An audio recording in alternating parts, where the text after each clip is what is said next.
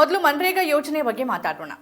ಮಹಾತ್ಮ ಗಾಂಧಿ ರಾಷ್ಟ್ರೀಯ ಗ್ರಾಮೀಣ ಉದ್ಯೋಗ ಖಾತ್ರಿ ಯೋಜನೆ ಡಾಕ್ಟರ್ ಮನಮೋಹನ್ ಸಿಂಗ್ ನೇತೃತ್ವದ ಯುಪಿಎ ಸರ್ಕಾರದಲ್ಲಿ ಜಾರಿಗೆ ತಂದ ಮಹತ್ವಾಕಾಂಕ್ಷಿ ಯೋಜನೆ. ಇದು ಗ್ರಾಮೀಣ ಭಾರತದ ದಿಕ್ಕನ್ನೇ ಬದಲಿಸಿತ್ತು. ಗ್ರಾಮೀಣ ಆರ್ಥಿಕತೆಗೆ ಪ್ರಮುಖ ಕೊಡುಗೆ ನೀಡಿದ ಈ ಯೋಜನೆ ಗ್ರಾಮೀಣ ಭಾಗದ ಕೃಷಿ ಕೂಲಿ ಕಾರ್ಮಿಕರಿಗೆ ಉದ್ಯೋಗವನ್ನ ತಮ್ಮ ಹಕ್ಕು ಅಂತ ಕೇಳುವಂತೆ ಮಾಡಿತ್ತು. ಕಾನೂನಾಗಿ ಜಾರಿಯಾದ ಈ ಯೋಜನೆಯ ಮೂಲಕ ಕಾರ್ಮಿಕರು ವರ್ಷಕ್ಕೆ 100 ದಿನಗಳ ಉದ್ಯೋಗದ ಖಾತ್ರಿಯನ್ನ ಪಡೆದರು.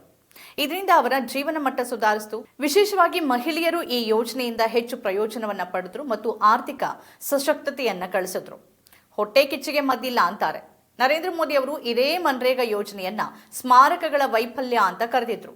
ಆದರೆ ಕಳೆದ 11 ವರ್ಷಗಳಲ್ಲಿ ಅದನ್ನ ರದ್ದು ಮಾಡೋಕೆ ಅವರಿಗೆ ಸಾಧ್ಯ ಆಗಲೇ ಇಲ್ಲ. ಅದಕ್ಕೆ ಕಾರಣ ಅದರ ಪ್ರಭಾವ, ಅದರ ಅವಲಂಬನೆ ಮತ್ತು ಗ್ರಾಮೀಣ ಬಡವರಿಗೆ ಅದರಿಂದ ಸಿಗ್ತಾ ಇದ್ದ ಲಾಭ. ಆದರೆ ಈಗ ನರೇಂದ್ರ ಮೋದಿ ಸರ್ಕಾರ ಮನ್ರೇಗಾ ಯೋಜನೆಯನ್ನ ರದ್ದು ಮಾಡಿ ವಿಬಿಜಿ ರಾಮ್ಜಿ ಅನ್ನೋ ಹೊಸ ಕಾಯ್ದೆಯನ್ನ ಜಾರಿಗೆ ತಂದಿದೆ. ಇದು ಕಾನೂನಾತ್ಮಕ ಉದ್ಯೋಗ ಖಾತ್ರಿಯನ್ನ ನೀಡುವ ಬದಲು ಬಜೆಟ್ ಆಧಾರಿತ ಮತ್ತು ಸರ್ಕಾರದ ನೀತಿಗೆ ಅವಲಂಬಿತ ಆಗಿದೆ. ಇದೇ ಕಾರಣಕ್ಕೆ ಈ ಕಾಯ್ದೆಯನ್ನ ರದ್ದು ಮಾಡಿ ಮನ್ರೇಗಾ ಯೋಜನೆಯನ್ನ ಮೊದಲ ಸ್ವರೂಪದಲ್ಲಿ ಇದ್ದಂತೆ ವಾಪಸ್ ತರಬೇಕು ಅಂತ ದೇಶದಾದ್ಯಂತ ಆಗ್ರಹಗಳು, ಪ್ರತಿಭಟನೆಗಳು ಜೋರಾಗಿವೆ. ವಿಶೇಷವಾಗಿ ಕಾಂಗ್ರೆಸ್ ಪಕ್ಷ ಈ ವಿಚಾರದಲ್ಲಿ ಅತ್ಯಂತ ಗಂಭೀರವಾಗಿದೆ. ಸದನದ ಒಳಗೆ ಮತ್ತು ಹೊರಗೆ ಚರ್ಚೆಯನ್ನು ನಡೆಸಿರುವಂತಹ ಕಾಂಗ್ರೆಸ್ ಸಿಡಬ್ಲ್ಯೂಸಿ ಸಭೆಯಲ್ಲಿ ಹೋರಾಟದ ರೂಪುರೇಷೆಯೊಂದಿಗೆ ಮುಂದುವರೆದಿದೆ.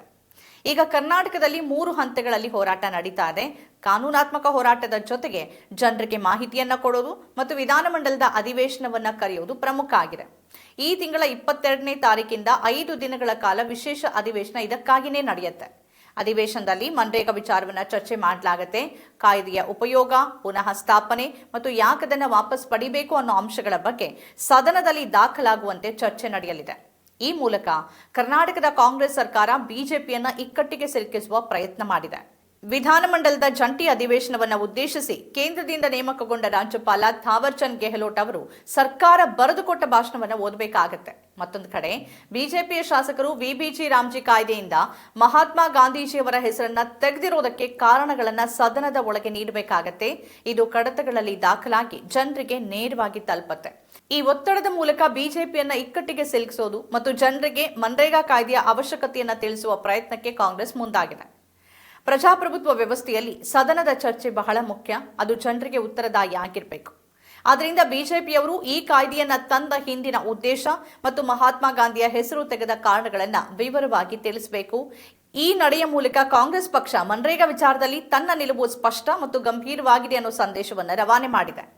ಈ ಅಧಿವೇಶನ ಎಷ್ಟು ಪರಿಣಾಮ ಬೀರಲಿದೆಯೋ ಗೊತ್ತಿಲ್ಲ. ಆದರೆ ಮನ್ರೇಗಾ ಕಾಯ್ದೆಯನ್ನ ಬದಲಿಸುವ ಹಿಂದೆ ರಾಜಕೀಯ ಉದ್ದೇಶವಲ್ಲದೆ ಬೇರೇನೂ ಕಾಣಿಸೋದಿಲ್ಲ. ರಾಜ್ಯ ಮತ್ತು ಕೇಂದ್ರದ ಅನುಪಾತವನ್ನ 90-10 ರಿಂದ 60-40ಕ್ಕೆ ಬದಲಿಸಿರೋದ್ರಿಂದ ರಾಜ್ಯಗಳ ಮೇಲೆ ಆರ್ಥಿಕ ಒತ್ತಡ ಹೆಚ್ಚಲಿದೆ. ಈಗಾಗಲೇ ಆರ್ಥಿಕ ಸಂಕಷ್ಟವನ್ನ ಅನುಭವಿಸುತ್ತಿರುವ ರಾಜ್ಯಗಳು ಇಷ್ಟು ಪ್ರಮಾಣದ ಅನುದಾನವನ್ನ ಭರಿಸೋದಕ್ಕೆ ಕಷ್ಟ ಸಾಧ್ಯ. ಹಾಗಾಗಿ ಈ ಕಾಯ್ದೆ ತನ್ನ ಮಹತ್ವವನ್ನೇ ಕಳೆದುಕೊಳ್ಳಲಿದೆ. ಇನ್ನು ಮುಂದೆ ಬಿಜೆಪಿ ತಂದಿರುವ ಹೊಸ ಕಾಯ್ದೆ ಅಡಿಯಲ್ಲಿ ಉದ್ಯೋಗ ಕಾನೂನಾತ್ಮಕ ಹಕ್ಕಾಗಿ ಉಳಿಯೋದಿಲ್ಲ. ಅದು ಕೇಂದ್ರ ಸರ್ಕಾರದ ಬಜೆಟ್ ಮತ್ತು ನೀತಿಯ ಮೇಲೆ ಅವಲಂಬಿತ ಆಗಿರಲಿದೆ.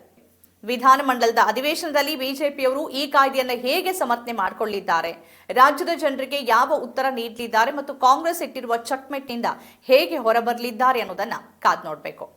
ತಾವು ತಂದಿರುವ ಹೊಸ ಕಾಯ್ದೆಯ ಅಂಶಗಳ ಬಗ್ಗೆ ಜನರಿಗೆ ತಿಳಿಸೋದಕ್ಕೆ ಬಿಜೆಪಿಗೂ ಕೂಡ ಈ ಅವಕಾಶ ಉತ್ತಮ ಆಗಿದೆ. ಸದನದ ಹೊರಗೆ ಮಾತನಾಡಿದ ರೀತಿ ಒಳಗೆ ಮಾತನಾಡೋಕ್ಕಾಗೋದಿಲ್ಲ. ಇದು ರಾಮನ ಹೆಸರಿನ ರಾಜಕೀಯವೋ ಅಥವಾ ಮಹಾತ್ಮ ಗಾಂಧಿ ಹೆಸರಿನ ರಾಜಕೀಯವೋ ಜನರ ಎದುರು ತೆರೆಯುವ ಸಮಯ ಬಂದಿದೆ. ಸಂಕ್ರಾಂತಿ ಹಬ್ಬ ಮುಗೀತು, ಆದರೆ ಅಧಿಕಾರ ಹಸ್ತಾಂತರದ ಚರ್ಚೆಗಳು ಮುಗಿಯುವ ಲಕ್ಷಣಗಳೇ ಕಾಣಿಸ್ತಾ ಇಲ್ಲ.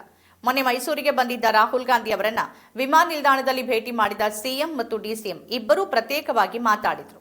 ಅಲ್ಲಿ ಅಧಿಕಾರ ಹಸ್ತಾಂತರದ ಚರ್ಚೆ ನಡೆದಿರುವ ಸಾಧ್ಯತೆ ಕಡಿಮೆ, ಯಾಕಂದ್ರೆ ಸಮಯ ಕಡಿಮೆ ಇತ್ತು. ಆದರೆ ಡಿಕೆ ಶಿವಕುಮಾರ್ ಅವರು ಪ್ರತ್ಯೇಕ ಮಾತುಕತೆಗೆ ಬೇಡಿಕೆ ಇಟ್ಟಿದ್ರು ಅಂತ ತಿಳಿದು ಬಂದಿದೆ. ಇದೇ ಕಾರಣಕ್ಕೆ ಅವರನ್ನ ದೆಹಲಿಗೆ ಆಹ್ವಾನಿಸಲಾಗಿತ್ತು. ಈ ಹಿನ್ನೆಲೆಯಲ್ಲೇ ದೆಹಲಿಗೆ ತೆರಳಿರುವಂತಹ ಡಿಕೆ ಶಿವಕುಮಾರ್ ಅವರು ರಾಹುಲ್ ಗಾಂಧಿ ಅವರ ಜೊತೆ ಅಧಿಕಾರ ಹಸ್ತಾಂತರ ಮತ್ತು ತಮ್ಮ ಬೇಡಿಕೆಗಳನ್ನ ಚರ್ಚೆ ಮಾಡಿದ್ದಾರೆ ಅಂತ ತಿಳಿದು ಬಂದಿದೆ. ಬೆಳಗಾವಿ ಅಧಿವೇಶನದ ನಂತರ ಅಧಿಕಾರ ಹಸ್ತಾಂತರದ ಚರ್ಚೆ ಸ್ವಲ್ಪ ಕಡಿಮೆ ಆಗಿತ್ತು.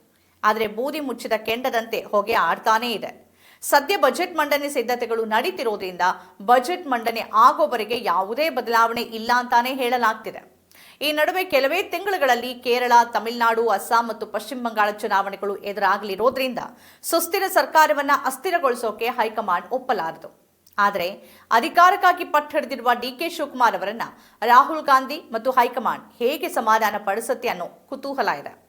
ಪ್ರಿಯಾಂಕಾ ಗಾಂಧಿ ಅವರಿಗೆ ಅತ್ಯಂತ ಹತ್ತಿರವಾಗಿರುವ ಡಿಕೆ ಶಿವಕುಮಾರ್ ಅವರು ಅಸ್ಸಾಂ ಚುನಾವಣೆಯ ವೀಕ್ಷಕರಾಗಿ ಅವರ ಜೊತೆನೇ ಕೆಲಸ ಮಾಡೋದ್ರಿಂದ ಹೈಕಮಾಂಡ್ ಮಾತನ್ನ ಮೀರಲಾರರು. ಒಟ್ನಲ್ಲಿ ಸದ್ಯಕ್ಕೆ ಅಧಿಕಾರ ಹಸ್ತಾಂತರ ಅಥವಾ ನಾಯಕತ್ವ ಬದಲಾವಣೆ ಇಲ್ಲ ಅಂತಾನೆ ಅನ್ಸುತ್ತೆ. ಆದರೆ ಈ ಚರ್ಚೆಗೆ ಪೂರ್ಣ ವಿರಾಮ ಬಿದ್ದಿಲ್ಲ. ಸರ್ಕಾರ ಇರೋವರೆಗೂ ಮತ್ತು ಚುನಾವಣೆಗಳು ಬರೋವರೆಗೂ ಇದು ಜೀವಂತ ಆಗಿರಲಿದೆ.